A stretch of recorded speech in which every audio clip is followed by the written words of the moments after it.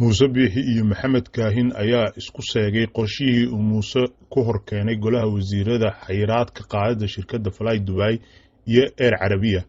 iyadoo uu wasiir Kaahin doonayay in madaxweynuhu toos uga qaado balse ay lama filaan ku noqotay doodaha sharciga iyo heshiisyada ee Muuse Biixi la yimid miiskii wasiirada. sidoo kale muddadii shirku socday ayay warar ku sheegeen in wasiir Maxamed Kaahin ay afdhaafeen qaar ka mid ah wasiirada uu ka mid yahay Siciid Sulub. khilaafka labada korneel ayaa sababay in wasiir Kaahin ka hadho safarka Muuse Biixi uga baxay gobolka Togdheer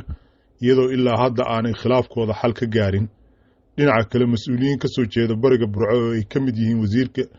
wasiir Hindagaani, gudoomiye Xinif iyo xubno kale ayaa madax dhaqameedka habar jeclo kula kulmay Burco kuwaas oo ka codsaday cuqaashii salaadiinta beeshooda inay soo dhaweeyaan madaxweynaha iyo wafdigiisa.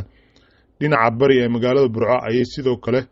wareegayaan baabuur lagu xidhay mikrofoono kuwaas oo shacabka ka dalbanaya inay u soo baxaan soo dhaweynta Muuse Biixi.